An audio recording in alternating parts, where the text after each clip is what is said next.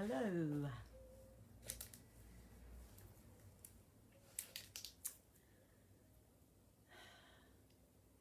I know I'm a bit late. Oh, there's one person logging in already. Hello, Karen. Thank you for joining me. And Jenny, good afternoon. I'm fine. I've had a good day with grandson. Thank you, Karen. And there's Linda watching and Mary. Hello, Pollyann, who says afternoon all. And Rosemary. Hello, Karen. Good afternoon, everyone, she says. As does Sally Ann. Good afternoon to you. Hi, Lindsay.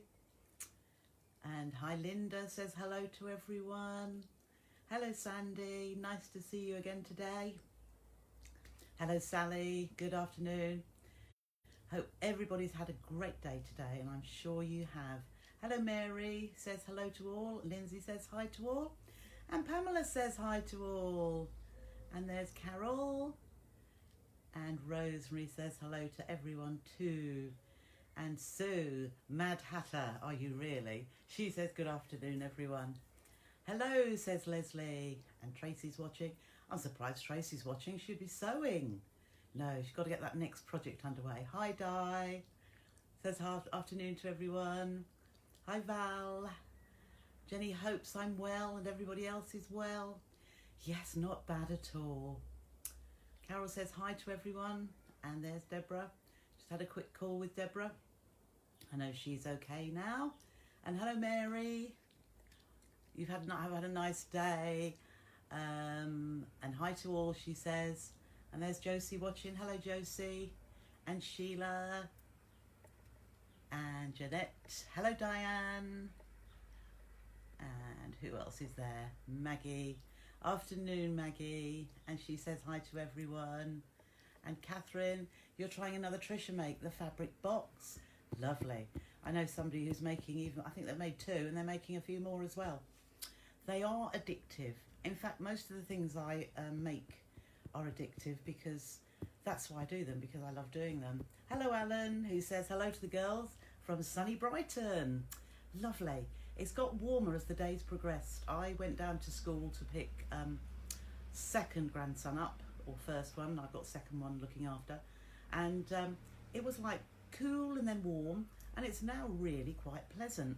Let's hope it continues, but I don't think it's going to. Hello, Denise, who says hi to everyone. Oh, Tracy says hi to everyone too.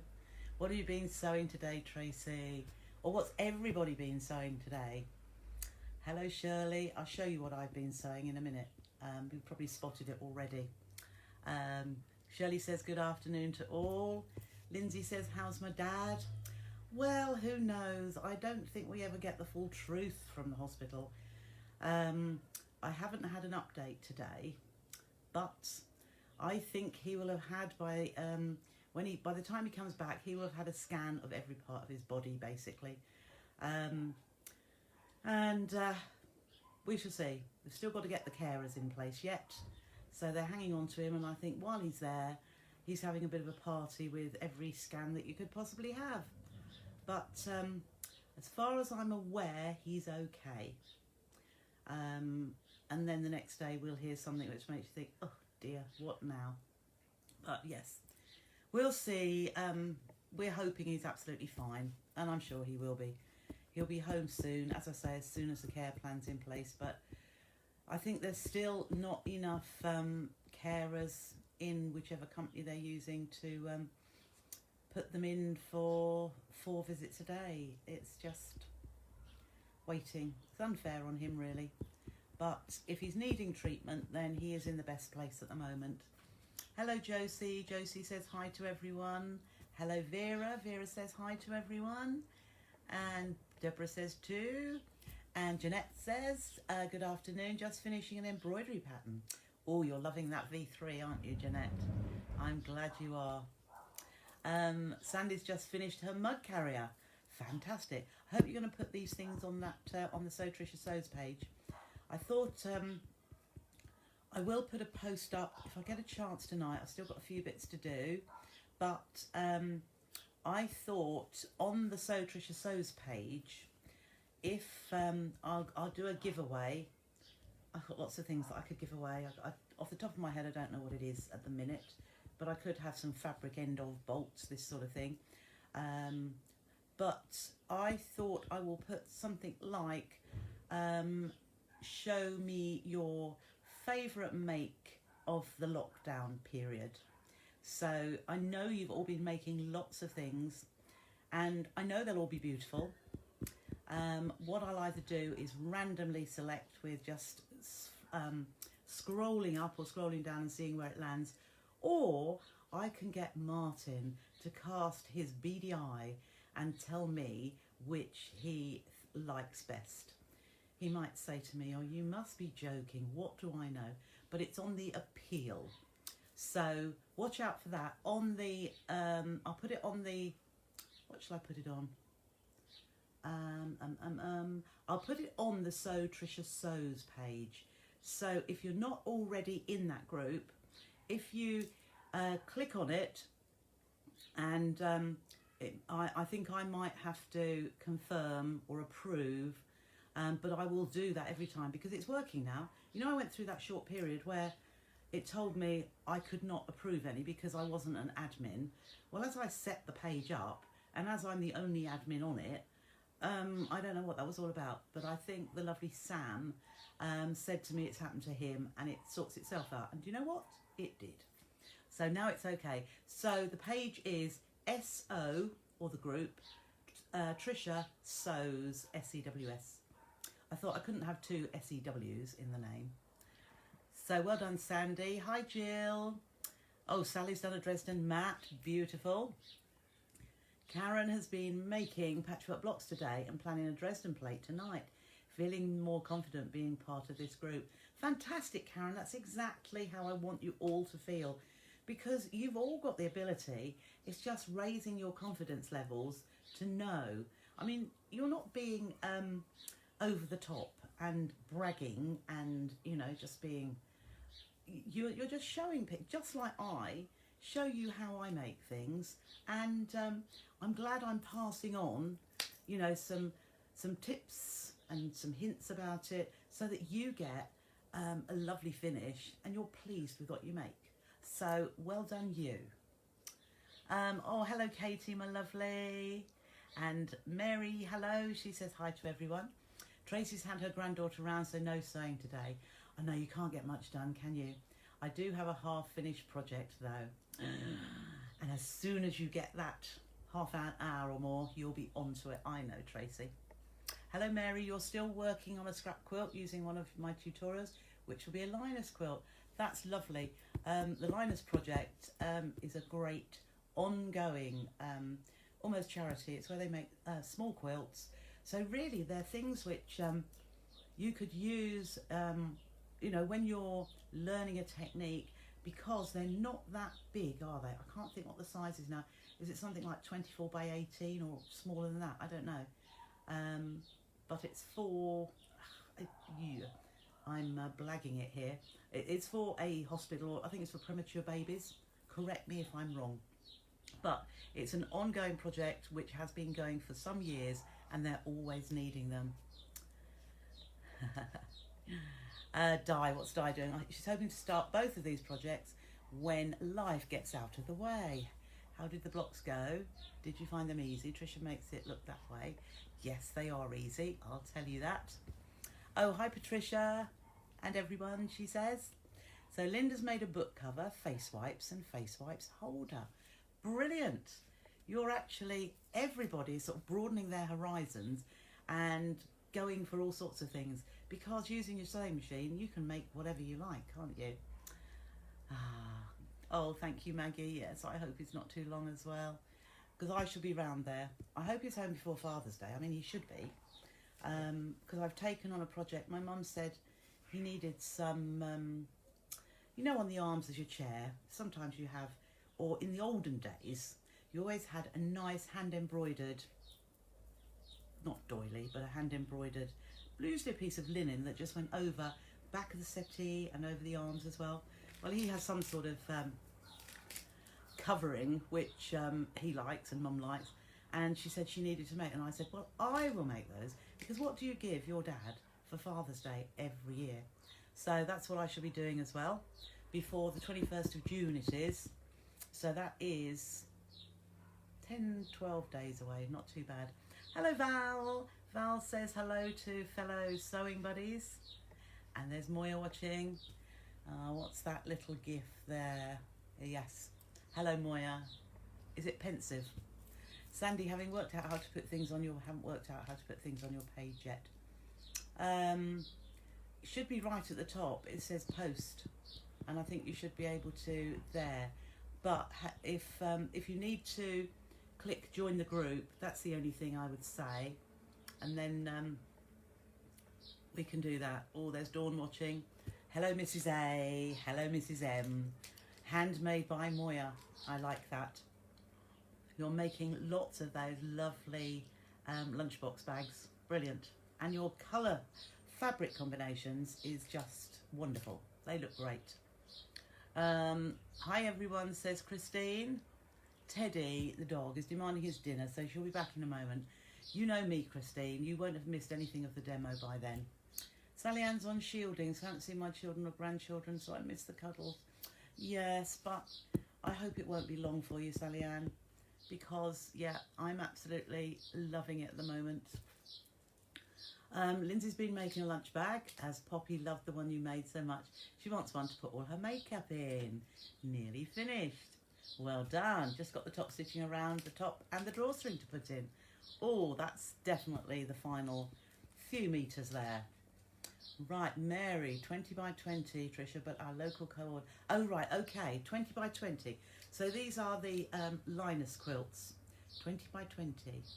Right, so they do, and Mary's local coordinator has asked for 36 by 36. So still, you know, a reasonable size, but 20 by 20, all of you can do that. And it's not a huge task to undertake, and you can practice out your blocks as well. You know, it'll give you confidence, so I'm sure it'll be lovely. What does Pamela say? Antimacassars. Antimacassars. Oh, I don't know that word. Hello Sadie, who says good afternoon everyone, and hope we're all well. I'm hoping everyone is too. There's Sharon watching, and Angela and Jackie. Lindsay, we're sharing in the page 2, telling each other how to place the squares to make different patterns for the disappearing 9. Oh yes, how to get the best results and sharing when things have gone wrong, which is really good too. That is good, Lindsay. You've seen me where I've done things wrong. I think my biggest faux pas, which was really quite funny, was when I cut, didn't I cut a square or a rectangle out of my lining piece? But yeah, I've done a few errors. It's all part of learning, but that's great. I'm glad you're all chatting amongst each other and giving each other ideas as well, because I don't know everything.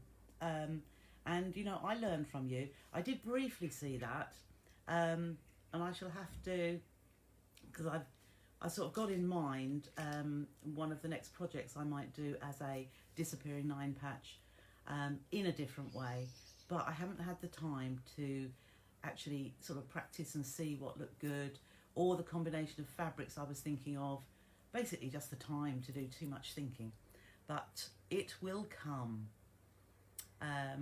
Hi Sharon, who says hi to everyone. Oh, Dawn, you've been making yourself a top. Haven't done any dressmaking in years. Struggled with the placket though. Yes, that's an acquired thing. I think once you've done a couple, you'll probably be absolutely fine all the way, but it's just that getting your head around the first time you do it. Oh, right, Pamela. What was that word again? Antimacassars. They go on the chairs. Oh, right. That's a new word to me. I shall have to look back and check it out so that so that I know for good. I think it was antimacassars. Oh. So, Angela's made a quilt for local children's hospital last year. Lovely. And you love making it. Great. I mean, it's so satisfying when you do things. Yes. Antimacassars. Ah. Tracy knows that as well. No, I've never heard of it. Oh, hi Jan. Jan says hi to everyone. Late as daughter came round. Oh, nice to see your daughter if you can. And there's Yvonne watching and Sheila watching too. Okay, so the little thing which you can probably see in the background, do you remember my charm pack? What was it? Beau Papillon charm pack in the red. Can you see those couple of bags? Well, this morning, my darling little grandson decided that he was going to have a sleep for 2.5 hours. So it was really good. And I had, in that time, a visitor and 2 telephone calls, and I still managed to make the blue version in that time from start to finish, from opening up that charm pack and thinking, what am I going to place where? And I'm quite pleased with it. It's turned out quite well. So hello Rebecca, hi Dexter, hope you're both well. Oh, there's Sheila and everyone. They saved the furniture from getting dirty, easier to wash. Brill cream would make a greasy mark on a head. That's right. Brill cream. Wow. I remember that. Yes. Yeah, so that's what I was doing. So at least I was sewing this morning. And I sort of moved. I took 3 sewing machines to make it. I didn't break them all, not at all. But I worked on the one here. And then I went and did the triple stitching on another one, and then I quilted it on another one, and that just shows how lazy I am. But also I feel guilty about not using a lot of the sewing machines I have, so at least it gives it a bit of a run, and they all do their things to the best. So which is why, you know, I went to my Duke here that does beautiful triple stitching, and the Brother V7 I've just got set up with the huge walking foot. I don't know if anybody else has got a V7. Can you not see the bags up here on the, let me turn it up. Can you see it now? My dad used Brill cream a lot when he was younger. I still remember it. Yes, so do I. Can you see them in the background? I'm sure you must be able to see them now. There's that blue one. Dark blue, navy blue star, and these are it's a Moda charm pack called Shimo, and it's basically tie-dye. So what I have with that, I'm doing a charm pack, the Shimo charm pack, with a 1/2 meter of that coordinating fabric Moda as well. And it's one of them that is in the charm pack, obviously, but I didn't go for the whole range of them. I just went for the charm packs because it gives you a taste of every single fabric in the range. Yeah, so it's just a lovely, lovely make, and I enjoyed making it. So I love my reds, but these were blues. Oh yes, they do look like cushions. There's a cushion to the right, so that's just hiding some bits on the ironing board. You can see below, I must finish that quilt off as well, which has got the sawtooth block on, and that's in Rue 1800. Yes, yeah. So at least I've now got everything made. I've got to, what have I got to do? Get it all together, basically. I'm doing a couple of Dresdens, which I know you're all into your Dresdens, but there's a lot more people that probably watch the TV that haven't done them. So I've got some more Dresden plates coming in, the rulers, and just as a little cheeky hint, I'm using, which some of you have used already, a couple of the Sakura Park, which are getting very low on the fabric, but when it's gone, it's gone. But I've cut what I need to do the Sakura Park. I'll show you. I haven't finished, I haven't felt it, I haven't put them on felt yet, but I'll just show you. I think I showed you the Christmas one. Oh, dropped it. But this is the ivory colourway. Beautiful, don't you think? I just love the fabric. And then I decided to use the blue. Now, as the blue only had 3 in that range, I've actually, you see the deepest blue, that's a spray time, which actually works really well with it, I think. But it's these flowery fabrics here with the Sakura flowers on. I just love it. But as you can see, this needs finishing off. So I need to quilt it all onto the backing, and then I need to put that centerpiece on. So that's got to be done tonight so that they can get over there tomorrow. But otherwise, it's all done. Oh, which, yes. So I'm feeling I've achieved quite a bit today. And as, yes, once he had gone, I thought, right, I have got to find I made these tulips. Can you see the tulip in front of me? So I managed to make one. Right, oh my, I love those. What does Lindsay love? Those Dresden Sakura. Yes, it is. Sakura Park is beautiful. Donna, hi everyone. I have half a minute that coordinates with my Mackinac charm pack for the back of cushions. Have you got anything? I tell you what, probably would. I've got quite a few different indigo gatherings, which they are in. There's one of them in the blues, the mid blues, that goes really well. It's gorgeous in the flesh. Oh, it is, isn't it? Just looking at mine. Yes, you daren't cut it yet. Yeah, send me a message, Donna, and I'll send some photos. I can't remember. Did you show us how to put the backing on those Dresden projects, Trisha? I don't think I did. But it is fairly straightforward because I think I talked it. And basically what you do is once you've got, let's put my little tulip down and pick this blue one up. Once you've got your Dresden wedges all put together, I would then put it onto, I've just put it onto felt. So you could put, if you were going to use this as on a cushion, you would just put it onto your fabric, your backing fabric, and you can either straight stitch all the way around the points, or you could blanket stitch. If you really didn't want to do any stitching, you could use a fusible web on the back and just iron it onto it. But with a cushion, it'll probably need washing, unless it's just a decorative cushion. So I would do a little bit of stitching. But these I put onto a felt back so that it's a table topper. And how I do the stitching is I start at the centre where the raw edges are, and I stitch all the way up about 1/8 of an inch from the seam lines. So I go up one edge, and then I go up to the point, back down the other side, and then back down this side of the next seam. And then when I get to the bottom, that hole in the circle here, I pivot the needle so that I take probably 2 stitches. I think 1 stitch, depends on the size of your stitch length, but I stitch to the seam line and then just to the other side, and then I stitch back up the other side of that seam. So every one of these diagonal seams has got a row of stitching at either side, and it really sets it off. But by taking that route of up to the point, down the side, across the bottom, up the other side, up the next point, it's one continuous lot of stitching. So you've got no ends to cut or trim off, and it then just sits beautifully on there.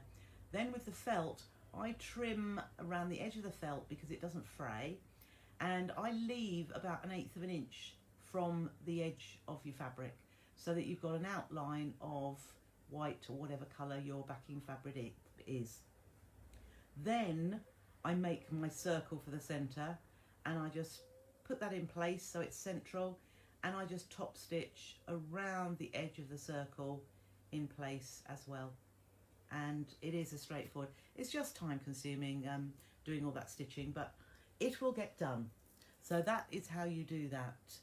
But I didn't actually do a demonstration of it, Di. But that is how you do it. Okay, so today's project is the little tulip, the little everlasting flower. You're welcome, Di, no problem at all. So this is your tulip. I have seen some where they just go into a point, but I like the top of this where it's almost got like 4 little pointy bits, and then it's got a leaf as well. Now I did this in a hurry, so it's not pressed, and I think it would look better pressed.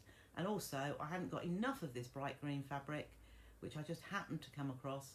So it's got a paler stem, but the one I'm going to show you is going to have dark green stem as well.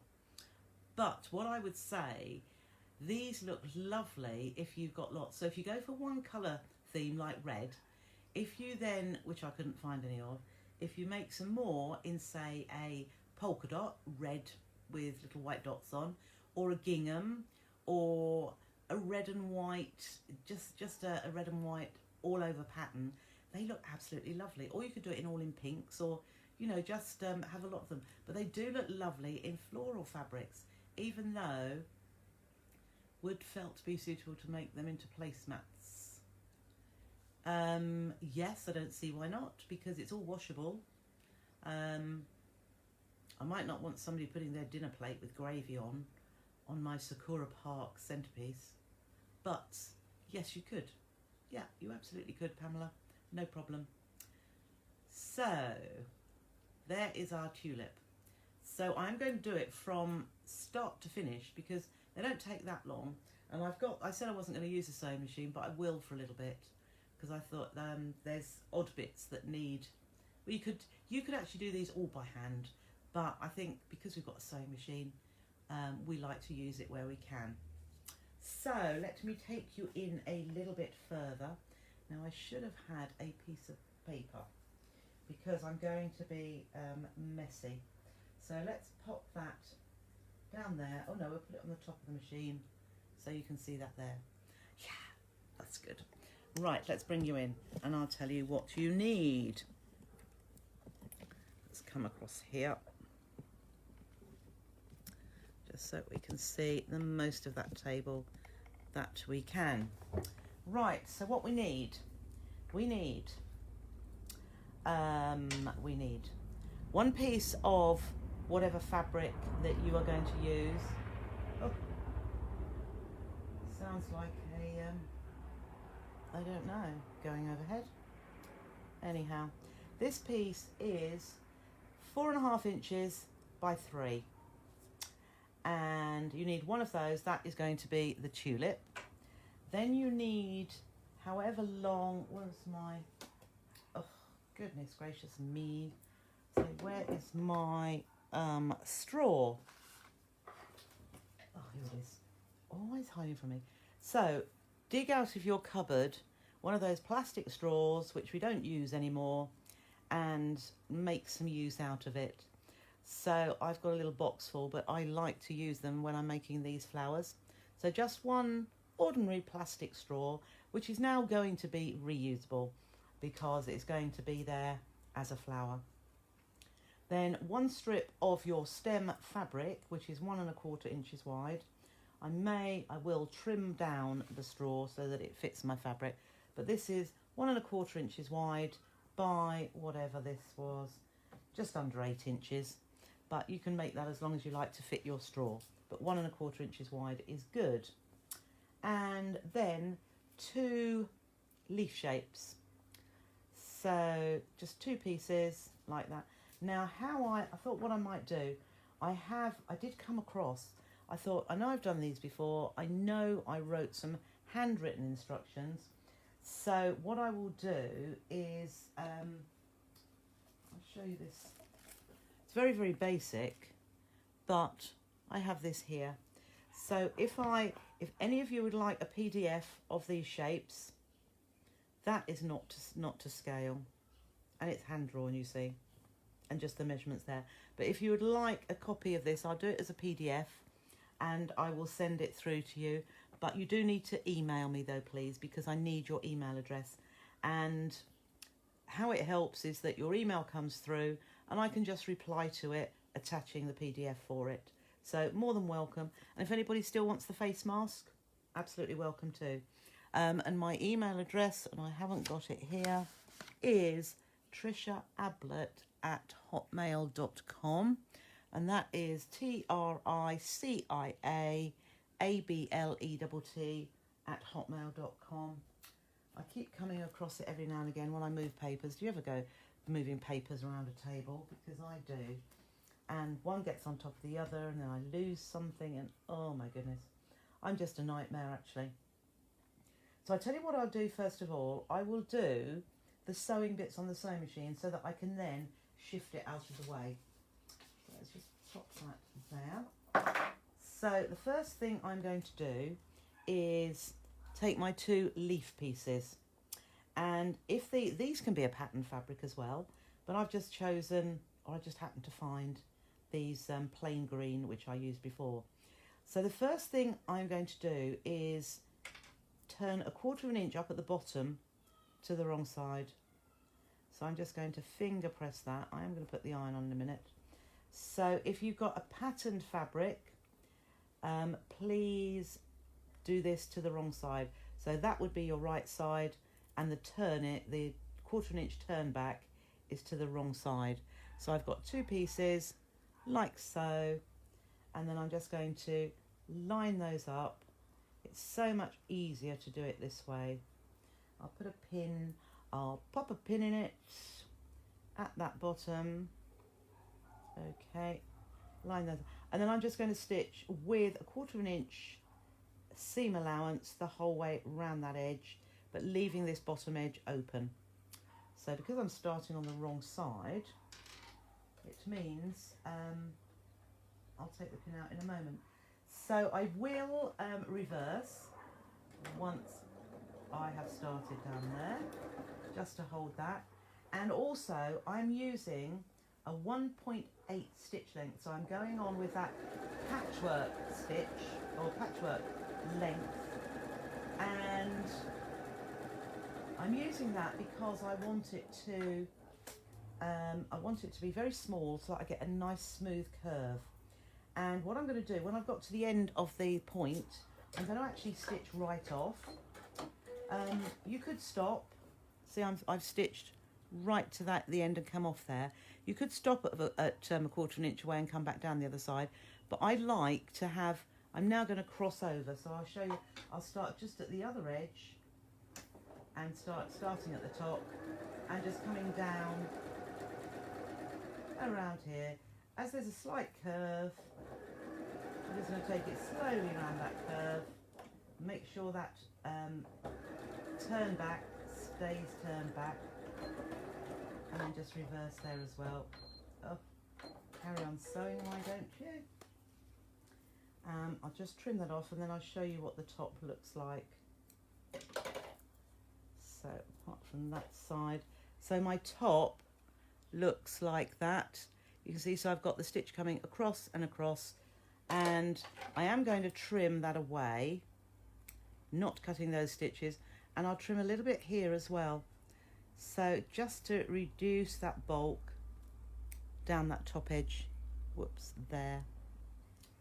And now you'll probably think, this is another little thing that while I was doing it, I thought, no, you'll probably think, right, let's go in this hole at the bottom and let's turn, whoops, this way. Let's go in that hole at the bottom and let's turn it through. That's hard. So why not start at the top, push it apart, tuck that little bit in at the top. So you've scrunched that in just there. Whoops, scrunched it in there. And then I'm just popping my pokey tool or my creaser in the top, and then I can just push that through that hole. And before I push it the whole way through, I'll just poke that point out. It will be slightly rounded, but it's not too bad. Then you can just pull that right down. Easy peasy. Much easier than trying to take it all out of this end. Much easier. And then I'm just going to put the tool back in here and just poke out all that seam there. And I don't know whether you can see that, but the stitching, because I've used that small stitch length, it does give a really smooth curve. Now it's a long curve, so I think in the instructions I have, I put to clip into those seams before we turned it, but I don't think it actually needs it, so I haven't on that occasion.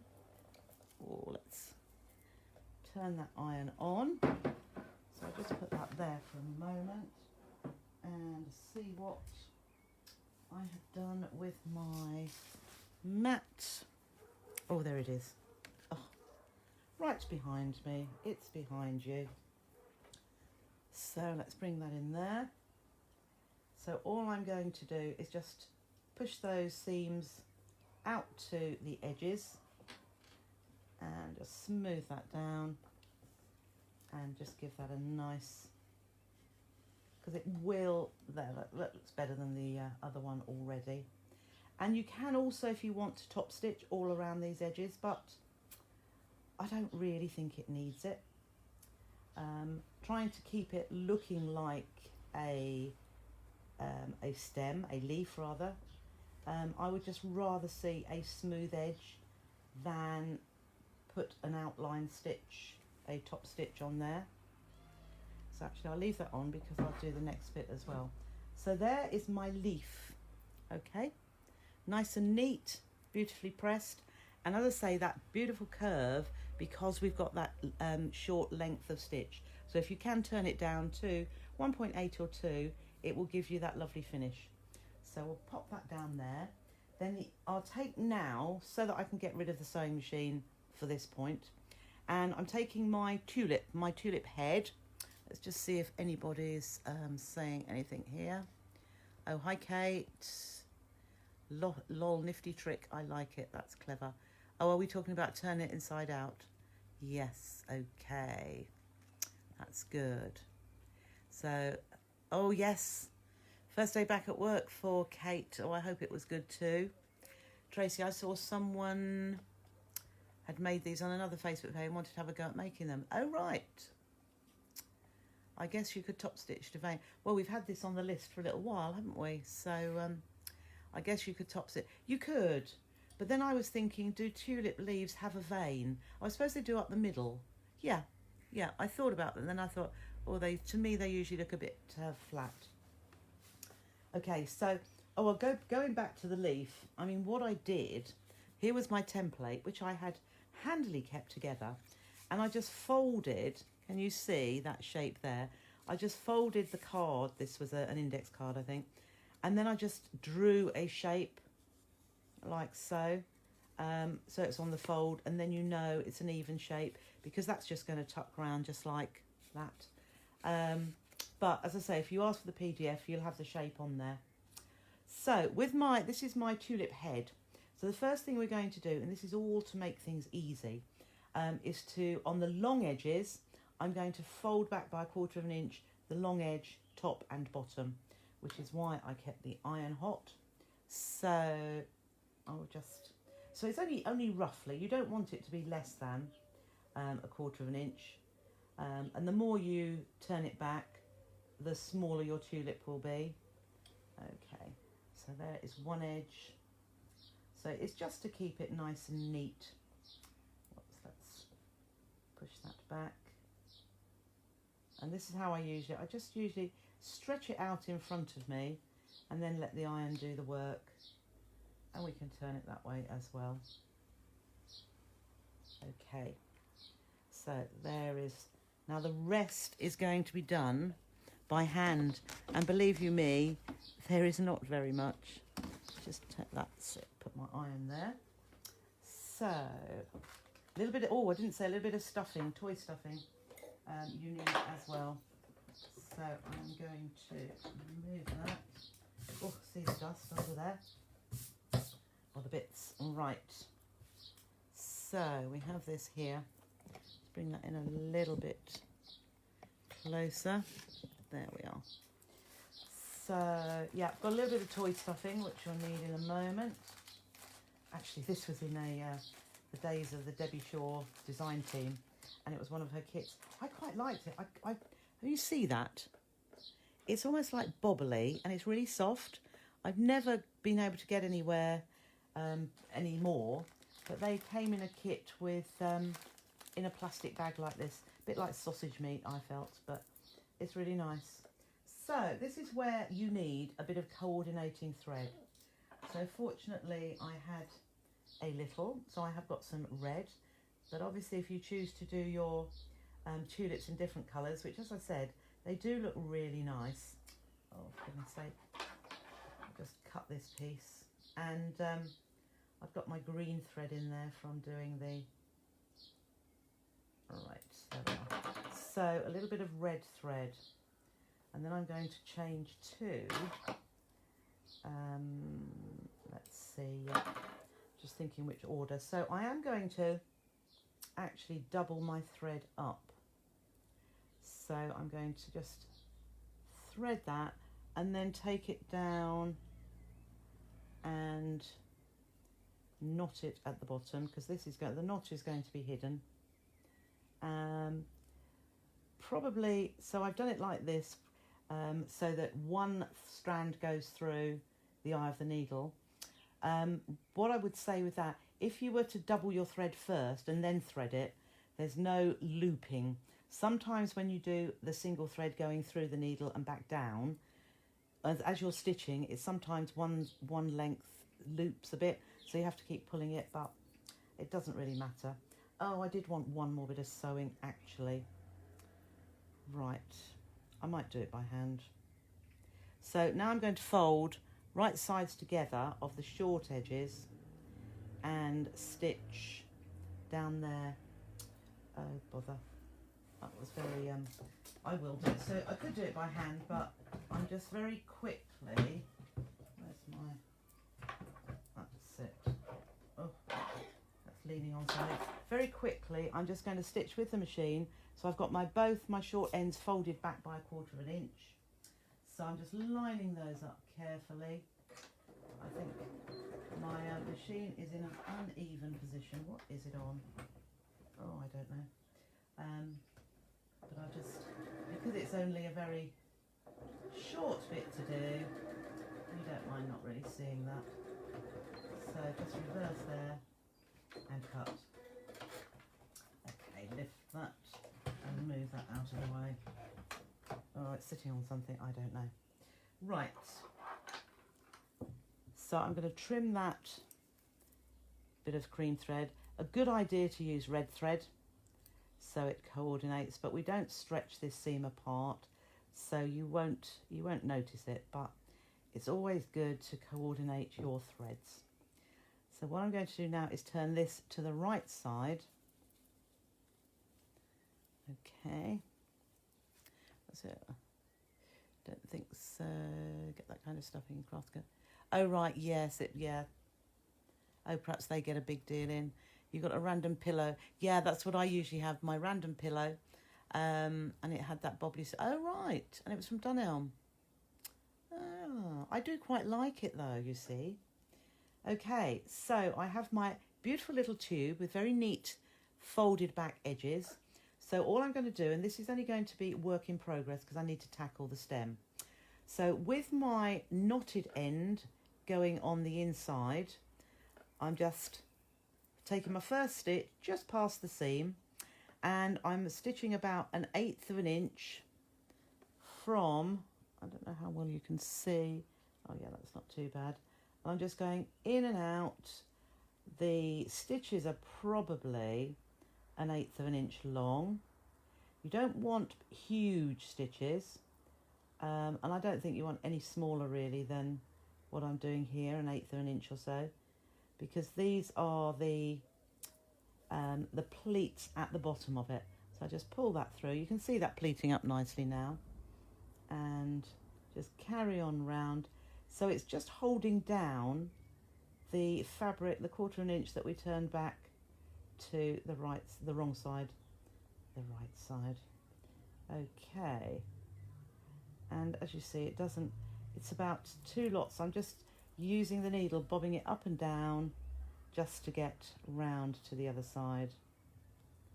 That's it, without pricking your finger. I wonder who uses a thimble. So I am going to finish off on the inside. So having come up there, I am going to go back down so that my needle is on the inside. Okay, so I'll leave that for a minute because now we are going to, so I've got, can you see that little formation there? Whoops, that way. So it's just pleated. There's my thread, and I've left that on. Don't break it off. So I'll set that to the side a moment because now we want to cover the straw. Now here was the bit of paper I was using earlier. Right, I don't want it to get glue over everything. So the thing I found, now what I would usually do, which I could not find any in the minimal amount of time that I had, just see if I can iron that a little bit. In the minimal amount of time I had to find anything, I wanted to use some red liner tape. Have you seen it? It's the extra sticky double-sided tape for paper crafting, and I couldn't find it, so I thought I haven't got time to look any further. I've got some somewhere. And the narrow, you only want the what's it, about 3mm? 3mm would be ideal. And what I would do with that is I would put on my straw, I would put a length of the double-sided tape, and then also on one edge of my so one long edge of my fabric, but I haven't got that. And then what, as I said, then what I would have done, I would leave the liner on my fabric, but I would take the liner off of my straw, and then I would put the sticky onto the edge of the fabric which hasn't got any liner, roll it up, roll it, and when you get, you could put a little bit of fabric glue in between, but when you get to about here, take that liner off and fold it down, and that works really well. But I couldn't find any. So plan B. So plan B, I knew I did have, which I don't particularly use. I have some Stick and Stay, which is a crafter's companion spray, and it's a paper crafting spray. But what I thought I would do is to spray the straw. So very carefully, without getting too sticky, which is why I have this piece of paper under here, is I've sprayed my straw. And actually I'm gonna pick it up, because I don't want it to get on my mat or anything like that. So see, it's dribbling a little bit. So I'm going to put that paper down again now and put my fabric on there, and then I'm going to put the straw at the edge of the fabric. Okay, so that is just about stuck down. I don't want to get sticky fingers here, but that just gives an adhesion over my straw. Well, it worked better when I was doing it earlier, but that's it. So that's sticking a bit now. So then I'm just going to roll the fabric. I'll probably cut that bit off anyway. I obviously haven't got any spray on it. So I'm just rolling the edge of the fabric onto, there we are, onto my straw.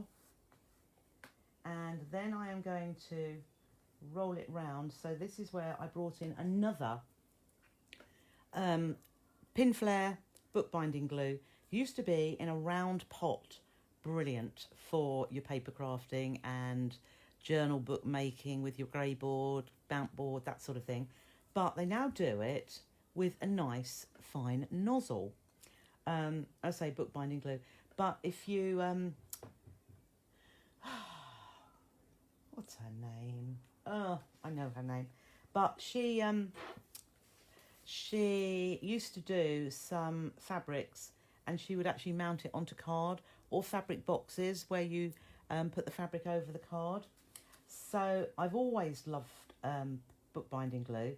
So all I did, because this is going to be covered, I just put a little bit of glue along here, and because that wasn't stuck, I'll put a bit on there. And it dries clear, so if you have got too much on with the fat on the fabric, you won't be able to see it. So I'm just going to roll that around. So I've got to that stage now. Make sure that's nice and round. And then by the time, oh, I should have started with that bother.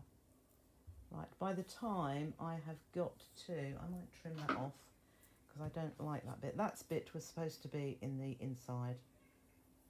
So I just trim that away a little. Okay. And then I'm going to put some fabric glue on this very edge here, or rather some bookbinding glue. There we are. You See me doing that. Just spread it the whole way along. Dries pretty quickly as well. And as I say, it is good for fabric. But my preferred choice would be some narrow red liner tape, which is dry adhesive. And then I'm just going to roll that and just pull my finger back, because this also stops the fabric fraying as well. So just pull that towards you, roll that down. And you could put a little bit of excess if you like, but I put it just in from the edge, and then it pushes the glue right to the edge of your fabric like it has there. But you can just pull that along. There we are, that's stuck really quite well. So I thoroughly recommend Pinflair book binding glue. There. Okay, so there is my, I shouldn't cut with these, but I am going to cut that little bit off and that little bit, because my straw is too long. That's sacrilege cutting those. Christine, thank you, Christine. I've got it from her Fabric on Mountboard kits. Yep, excellent glue for that purpose. Absolutely is. I'm glad we all agree. Christine had a Pinflair craft shop in Hertford. Oh, right. Used to get fabric from her. Lovely. Yes, she is a lovely lady. I've seen her a few times when I did that brief spell with Crate and Craft. And yeah, she is a down-to-earth, lovely person. And that's just what we want. Yeah, once it's on, it doesn't move, Elaine. You're absolutely right. I love the flower, make it the weekend, so I'm trying to finish my table mats, although loving the Dresden. Oh, Nancy, yes. There's too many things to do, aren't there? Okay, so I've got my straw covered. So let's go back to our tulip head now. So once you have got that running stitch around the bottom here, what we're going to do next is just draw that up a little bit. Okay, so we want a roughly evenly spaced gathers around there, and then you can poke your, it's easier to put it in from the top, poke your stalk through the middle until you get to a point where, see this top bit here, you want to have probably an inch of the stalk, an inch of the stalk inside here. So an inch is above where the gathering meets. That's it. So I just pull that up. I'll show you in just a second.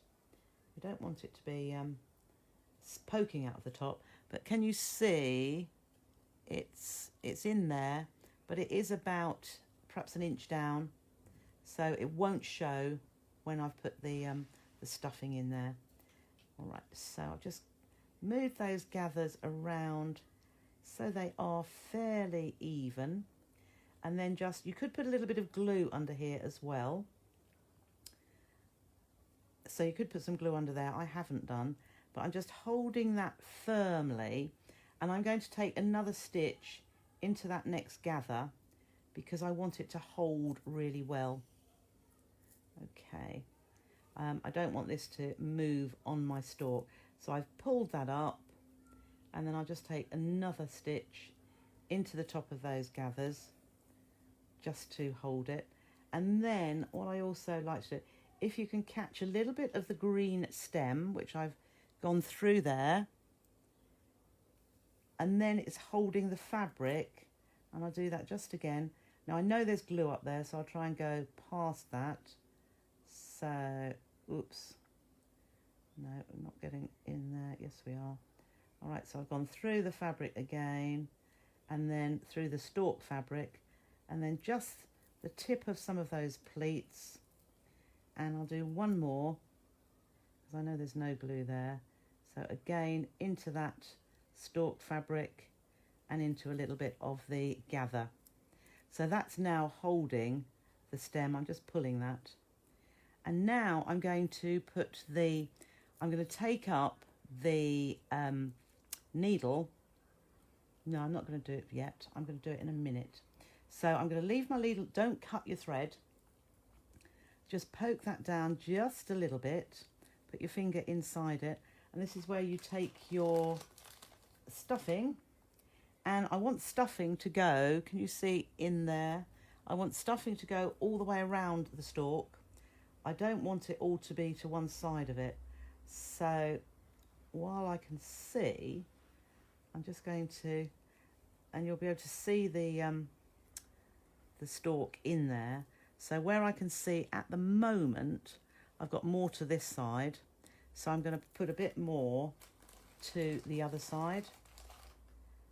So just poke that down there.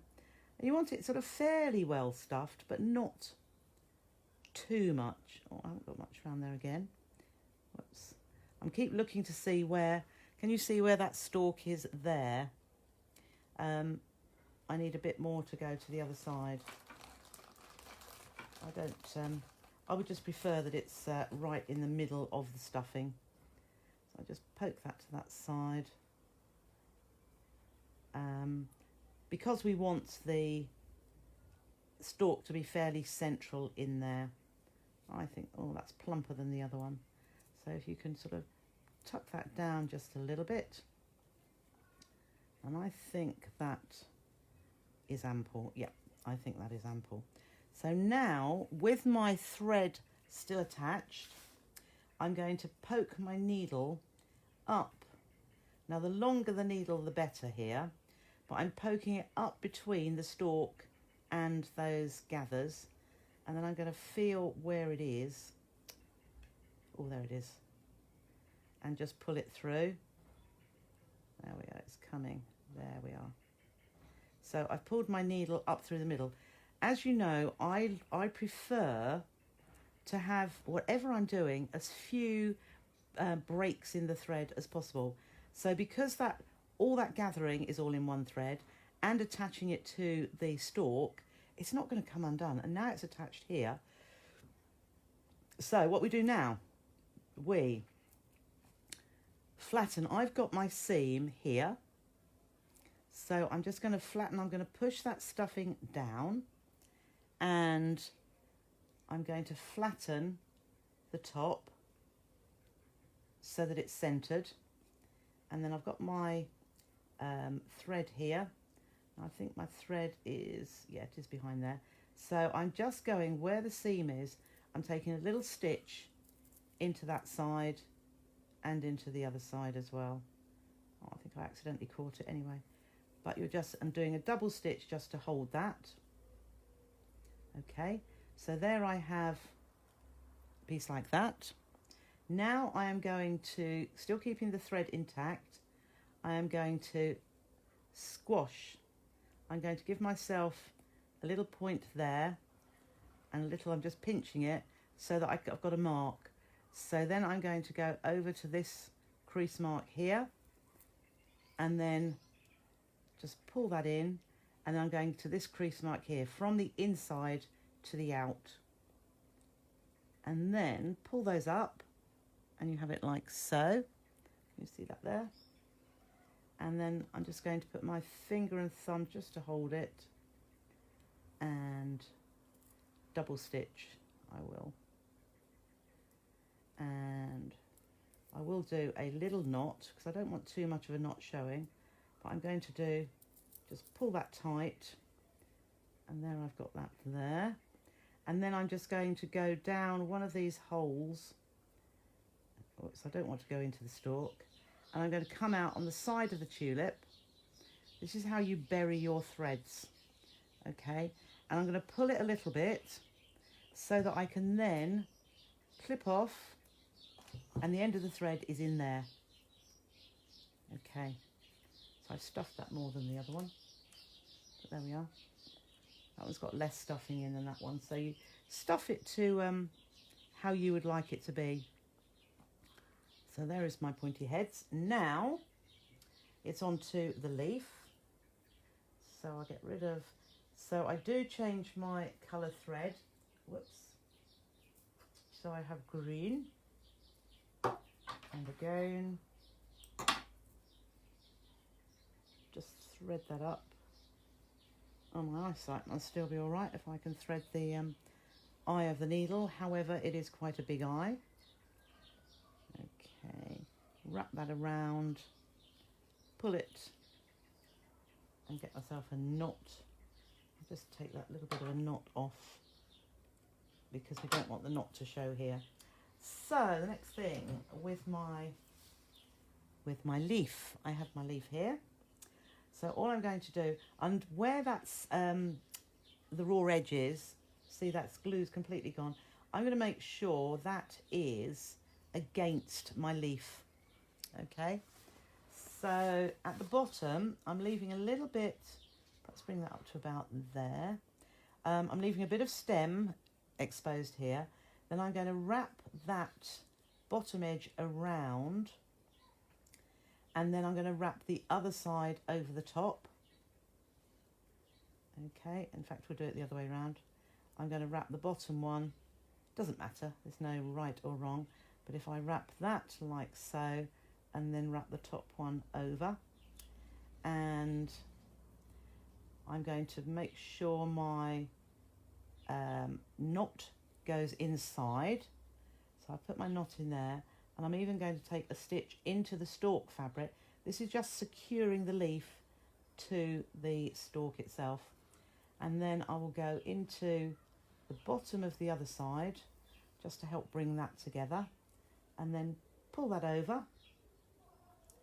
And from the bottom here, I'm going to stitch through that bottom just to attach the two parts of the leaf together, and like so. And then if I'd used green thread, you wouldn't see that white there, but never mind. Just overlap that, and then I'm going to do the ladder stitch. So I'll go into a little bit this side, and then I'm going directly over onto the ridge there, and take a stitch, just a short stitch, and then directly over back to the other side, do a little stitch, and I'm not going to pull it yet, and directly onto the opposite side, one little stitch, or just make sure your thread is not wrapped around your stem, and then over to the other side again, small stitch, and then over to the other side. You don't need too many, but I think just to hold this bottom together. So there we go. So you can see close up there all my little stitches, but now I'm just going to give them a pull. So this is why I use double thread, because you don't want to give it a pull and then oh, I didn't wrap that round enough that way, that's it, and then it breaks. So here what I'll do is I will just go into that last stitch, and I'm just going to do a knot there. So pull that, I'm going to do a knot here, and then I'll turn it upside down, and I'll take my stitch back down here. Okay, and I might even, just to secure that, take a little stitch. I'm not doing a knot, but taking another stitch into that bottom of the stem, and just clip that off, because that's right underneath and you won't see that. Could be neater at the bottom there. Could have moved that a little bit further round, but there is your second tulip. I'll keep that up like that, and this one, there we go. So imagine quite a few of those in a, yeah, I wish I'd not used white thread in there, but hey ho. What I would do, I tell you, I would get a green felt tip marker or an alcohol marker and just colour that. Just like if I wanted, I could colour this stem so that it's not that lighter green. But it is as easy as that. Okay, so that's done. Let's just see if we have anything to say. Right, her name's Christine. Yeah, she had a pin flare shop. She did. It is a brilliant glue. Oh, Jan, I'm glad you like it too. I hope we didn't go off. I hope the internet was... Oh, good, Kim. I think you had lots of stuff. That's why I had to put them in 2 parcels. Right, I'm glad. So this is our tulips. Yeah, they do look. I mean, obviously I'm looking and criticising that I should have done this and I should have done that, but a few of them, and I tell you, they do, if you do different colours. I have done them before in pink florals and pink gingham, but it really is quite easy, isn't it? On your list, just think, a lovely little crystal glass, you know, those little short ones.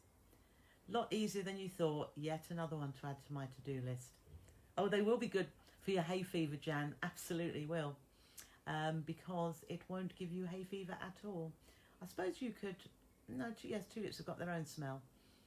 Oh, I'm glad you enjoyed it, Alison. Di likes the idea, something to do with granddaughter. Yes, yeah. Vera, yes, lovely tulips. Andrea, good. They are really effective, Carol. I don't know whether you did... I did a class some years ago doing these, and yeah, they are... Yeah, a little bit of paper crafting as well. So you can use glues. I mean, if you want, you could, if you've got Yoo-hoo glue, if you're not a paper crafter really, but you've got some form of glue, just see how well it works. If you, no, I'm just thinking paper straws, but they're usually coated, aren't they? A bit waxy. But just see whatever you can do. You can't, with a plastic, you couldn't use Bonder web or something like that, a heat fusible web, because obviously it melts the straw, but a little bit of glue or any fabric glues you could. I wouldn't use 505 because it's a temporary spray adhesive. The other thing you could do, but I just think it would make it a lot thicker, with your, let's say, this bit here. So pretending this is a, let's put them up there, because they're quite nice along the top of the machine. If this is your strip that's going to cover, we could use, what could you use instead of straws? You could roll up a piece of paper. So I don't know if you've ever just taken a piece. So here's your piece of paper. If you start from one edge, you probably would only need half a square, and just roll it. Just roll it like, ugh, it's not rolling very well, but this is doubled. But if you just roll it, I should have taken a, yeah. So get a little bit of paper like so, and starting from a corner,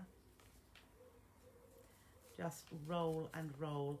This is how you can make paper beads, or even fabric beads like this, by having a strip. You might just have to carry on. So I'm just rolling. I just want to show you what you do get if you rolled and rolled. So it started off as a square. It's just easier doing it on a table. And there you have a roll. So that covered in fabric would be fine. Okay. Kebab sticks, they're a bit fine, a kebab stick. A knitting needle, I was just thinking, roll it using a knitting needle. Oh yes, so you could roll a bit of paper. I would use paper rolled up, to be honest. And as Josie said, if you got a knitting needle, and I would say, not an 8, perhaps a 6 mil, you could use a round electric cable and cover that. You could.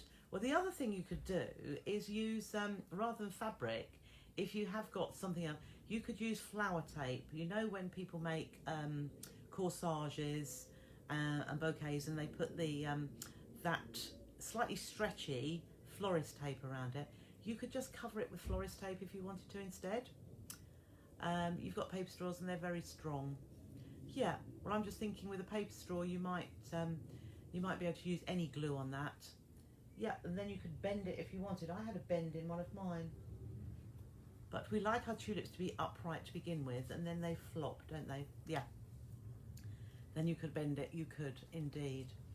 So, yeah, what I was going to say, so with your fabric, if you haven't got a glue or the double-sided tape, if you fold one of the edges back, so again to the wrong side, so that you have a nice, neat edge on one edge, start with your straw.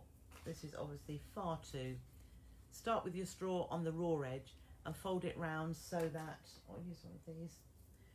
Fold it round so that when you finish, that folded edge overlaps the raw edge, and then you can actually stitch down there.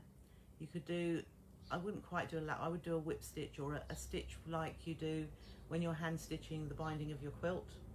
But you could do it like that. That's not wide enough, but I would add a little bit more if you're going to fold back the fabric and then stitch up your straw. But that is a way. You could use pipe cleaners and they could bend. You could. You see, you've got all the ideas here. It's just broadening, thinking laterally and thinking, what could I use instead? But really, yeah, really quite easy to do. I mean, if you like a raw edge look with your pipe cleaner, you could actually, you know, when I did, what did I do? I did those coasters or placemats, and I used piping cord, and I used thin strips of fabric, and I wrapped it round and round. You could do the same with pipe cleaners, couldn't you? So if you've got some green fabric that you just cut into lots of strips, you could wrap it round and round the pipe cleaner, and like you say, you could bend them as well. Ah, to stop tulips drooping, put a 2p piece in the water. Yes, I remember that one. I think it's past tulip time though, isn't it? I did have some lovely tulips earlier or a couple of months ago, but yeah, what a great tip. Okay, so I think that's it for today. As I say, I don't know how I manage it, but it's nearly always 5:45. I mean, sometimes I've gone a little bit over that, but it's nearly always that sort of time. So I will be back tomorrow. I shall probably feel a lot more relaxed tomorrow because all of my bits and pieces will have gone. And I have that 2-day lag. I mean, I must get prepared for the 1 hour on Saturday. So if I haven't told you before, yes I have. Saturday the 13th of June at 10 AM. Looking forward to that. Yeah, so as soon as they're gone, that will be good. And what shall I be doing? I might be preparing, but I shall have more time to get ready to come to you and see what we are going to do in the next couple of days. And I've got some more ideas to carry on. So, thank you everybody. You are so lovely. Will you be able to message me? Yes, I will, Catherine. I promised you yesterday, but I didn't get round to it. Yeah, I will do it straight away. I need to ring my mum as well, and I've got to get these things done, but I will. Yeah, I can't think all the ins and outs of it yet. Okay, thank you, Sadie. So what I'll do now, I will love you and leave you. Thank you so much for joining me. I'll be back tomorrow at 4:30. Stay safe and take care. Thanks for watching. Bye-bye.